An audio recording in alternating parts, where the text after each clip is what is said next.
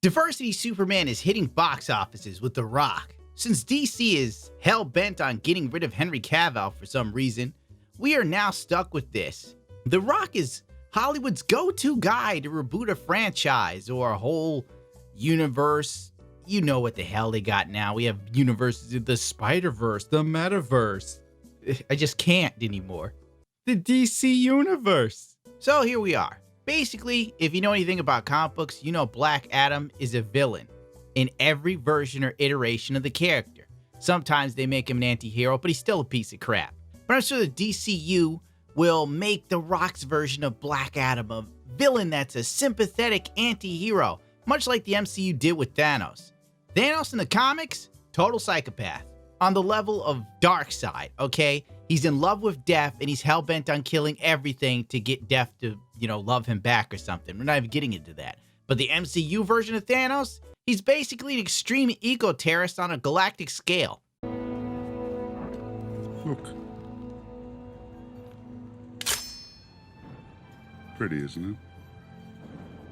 Perfectly balanced, as all things should be.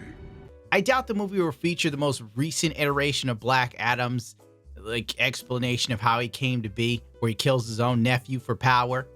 They'll spin the story around to make him a good guy gone bad, which then, how the hell is he gonna be a good villain for Shazam? Once again, nobody's thinking that far ahead. It's the DCEU or DCU, whatever they call it. Just take it, fling it against the wall, see what sticks. Ezra Miller, anybody?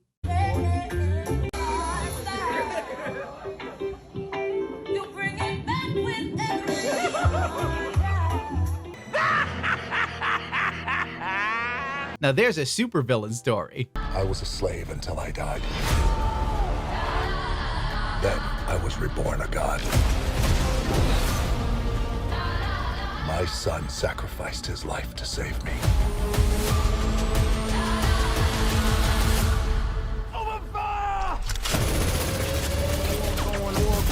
The trailer starts off as I predicted. Black Adam's a tragic hero, not a monumental douchebag.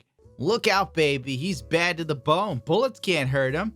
I'm surprised we don't have the Joe Thorogood guitar theme going on here. Now, I kneel before no one. Wait a minute.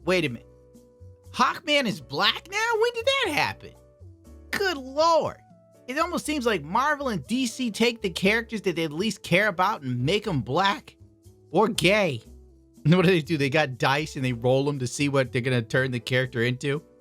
We can make Robin black or gay. How about bisexual? We can walk it back later. The obligatory rap music.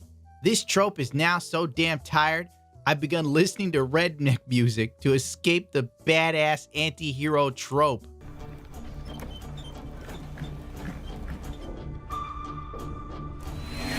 Behind you! Did he just catch a rocket? He caught a rocket.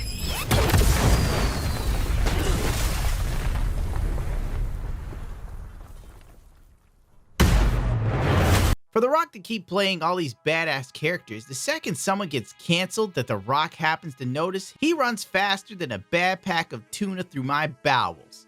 Remember that time when Joe Rogan got canceled on Twitter like the third time, which is the most recent run? And The Rock was all like, perfectly articulated. Looking forward to coming on one day and breaking out the tequila with you. What? Oh no! oh, The Rock supporting Joe Rogan explaining cancel culture. Twitter progressives started tweeting The Rock about Joe Rogan because he said the N-word at some point in the past. And oh my God, Joe Rogan's a big fat racist. So after one tweet gets a little bit of traction, The Rock walks back supporting Joe Rogan at the speed of light. You're a hero to many people, and using your platform to defend Joe Rogan, a guy that used in language about using the N-word dozens of times, is a terrible use of your power. He's a f***ing movie star. He's not actually Black Adam, you jackass. Heroes don't kill people. Well, I do.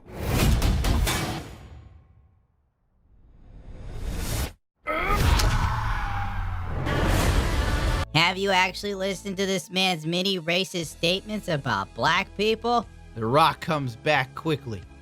Thank you so much for this.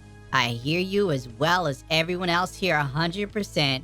I was not aware of this N-word use prior to my comments, but now I've become educated to his complete narrative.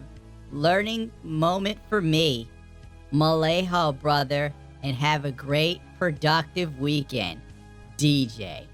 I'm like, bro, The Rock crumbles under pressure from the woke mob faster than Darkseid fell when he lost his Twitter partnership. Oh, and by the way, it recently came out when Jake Paul did the Suicide Forest thing, right? Or was it Logan Paul? It doesn't matter. The Rock cut off all ties to Logan Paul and had his PR team contact him and tell him to take down all the photos they took together. Two choices. You can be the destroyer of this world, or you can be its savior.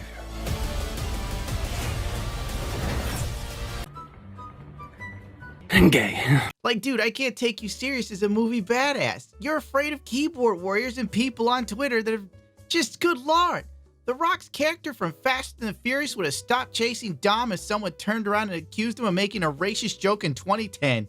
Anyway, my views of the trailer. This video gave me an inverted boner. It was about as interesting as having your asshole picked by a woodpecker. This film is about as charismatic as Chris Chan on speed dating. Those are my feelings about this trailer.